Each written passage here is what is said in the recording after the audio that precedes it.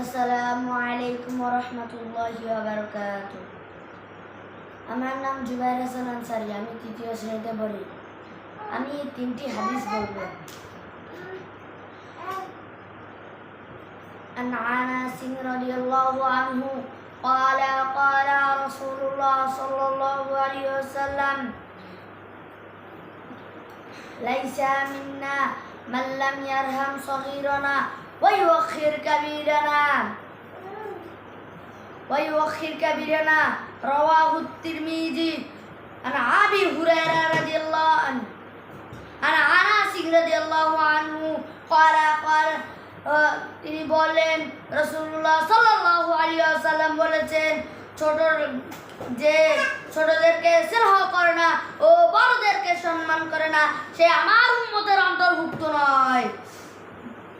এই হাদিস থেকে বোঝা গেল যে ছোটদের স্নেহ করে না ও বড়দের সম্মান করে না, সে আমার নবীর উম্মতের অন্তর্ভুক্ত নয়। সে আমার নবীর উম্মতের অন্তর্ভুক্ত নয়। এখনকার যুগের মানুষ দেখা পাইলে সালাম কালাম নাই, ছোটরা বড়দেরকে দেখা পাইলে কোনো সালাম দেয় না।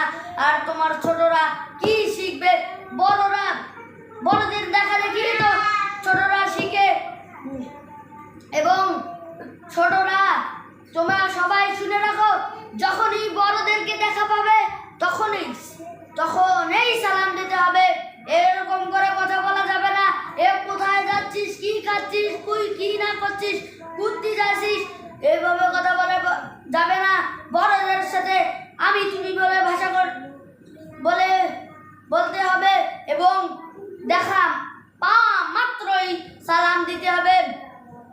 আজকের যুগের মানুষ সালাম কালাম তো সবই ভুলে গিয়েছে। এই হাদিস আমাদের মেনে চলার তৌফিক দান করুন। 2 নম্বর হাদিস,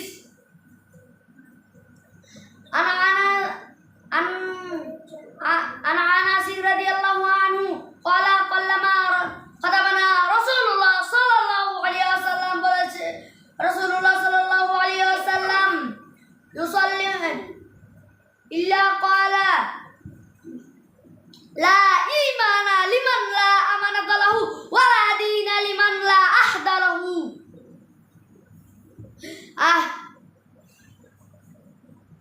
হযরত আনাস রাদিয়াল্লাহু আনহু হতে বর্ণিত, তিনি বলেন রাসূলুল্লাহ সাল্লাল্লাহু আলাইহি ওয়াসাল্লাম বলেছেন, আমাদেরকে এরূপ ভাষণ খুব কম হয়ে গিয়েছেন যেখানে তিনি একথা বলেননি যে যার আমানতদারিতা নেই তার দিন নেই, যার অঙ্গীকার ঠিক নেই তার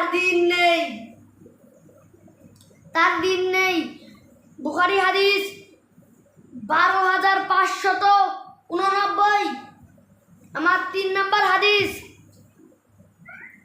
عن أبي هريرة رضي الله عنه قال قال رسول الله صلى الله عليه وسلم يسلم الصغير على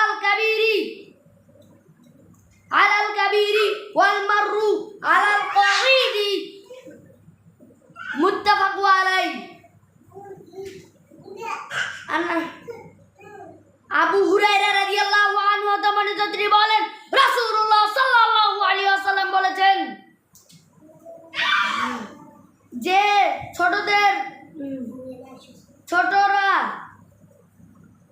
বড়দেরকে ও পায়ে হাঁটা ব্যক্তি, বসা ব্যক্তিকে এবং অধিক সংখ্যক ব্যক্তিকে সালাম দিবে।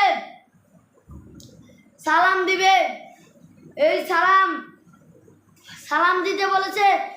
এই সালাম কেউ তো আজকের লোক, এই বাংলাদেশের লোক কোনোদিন কোনো মানুষকে দেখা পাইলে সালাম দেয় না। সালাম দিতে হবে। আমি যে 3টি হাদিস বললাম সেই 3টি হাদিস মেনে চলার তৌফিক দান করুন। আমিন। ওয়া আখির দাওয়ানা আলহামদুলিল্লাহি রাব্বিল আলামিন। আসসালামু আলাইকুম ওয়া রাহমাতুল্লাহ। আপনারা সবাই ভালো থাকবেন।